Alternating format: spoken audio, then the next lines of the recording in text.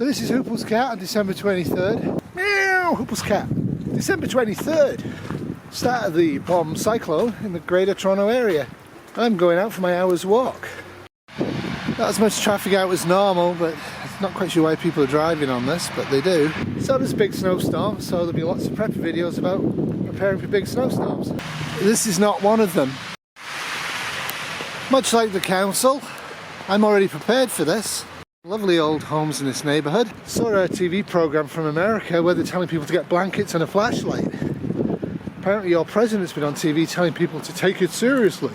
It is what it is. People should be ready for snowstorms. So you shouldn't be on the roads, and you should avoid walking where it's slippery, and you should be being sensible. You should have food and water in, you should be okay. If power goes out for a few hours, few days, few weeks. If you're watching my channel, you should at least be mentally prepared for it. Driving around is not much fun. This is not the first snowstorm of the year.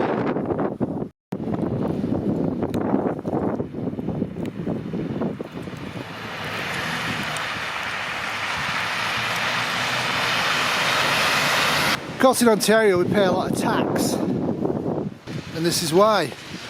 It's already been ploughed and salted. The roads are brined, the trucks are still going out, but the wind's going to be the big thing today.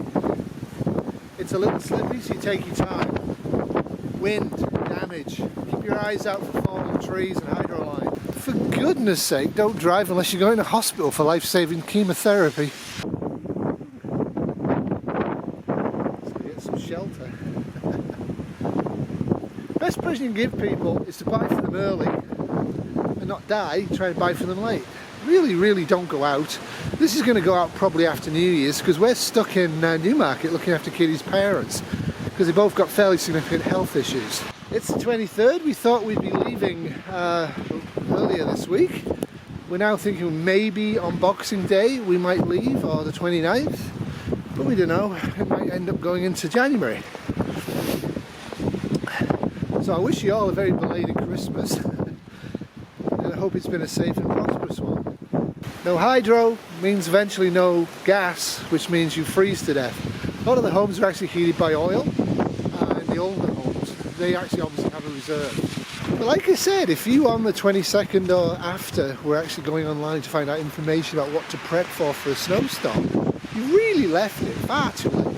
You prep for a snowstorm in July in the Northern Hemisphere, and January in the Southern Hemisphere.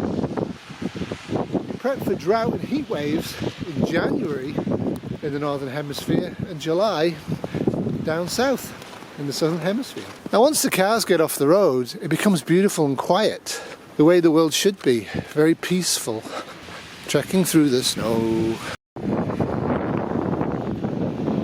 Not all affluence.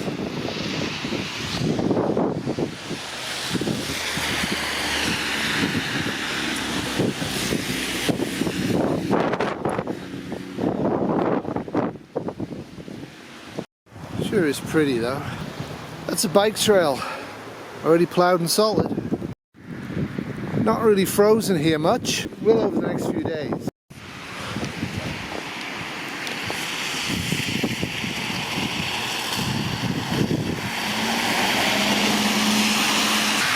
Don't expect traffic to see you, and make sure that they don't have to brake. Any sort of braking in these kind of conditions could cause aquaplaning.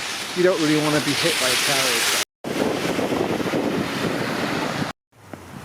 Other people's footprints give you an indication whether you're going to slip or not. Like that might be slippy, so you want to be careful.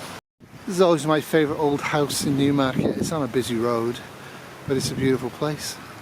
Had the cash, I would have bought that. Anyway, if you're going to shovel, get out early, do a little bit at a time, watch a video like mine, and make sure you don't slip or have a cardiac disease. As tempting as it is to walk on sidewalks that have been ploughed, once it starts to get slippy, if you actually transfer to the grass with snow on it, it's actually way more stable. It will take more energy though, as you can see. But this isn't too bad. Look, they even ploughed the entrance to the park.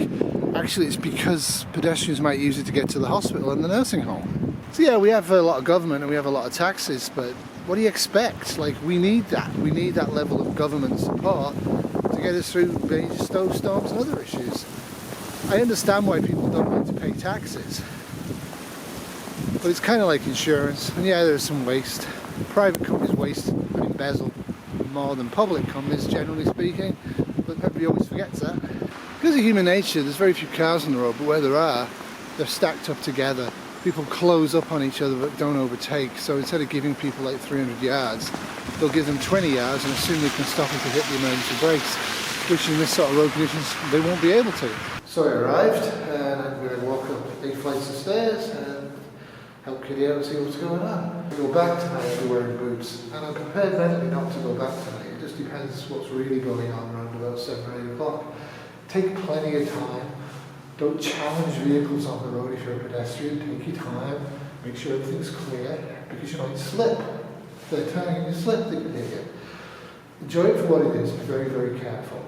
Just see about an 80-year-old woman going out for a walk from the nursing home here. She's dressed up for it, she's ready for it. So should you be. Toodles.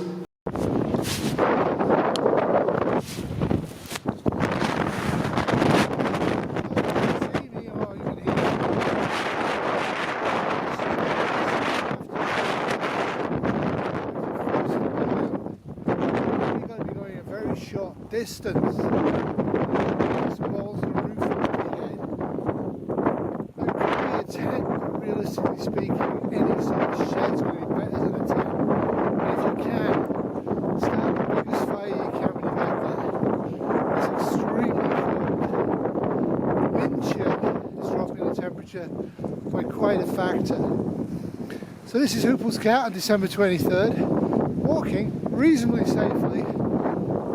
Major city in the Greater Toronto area. It's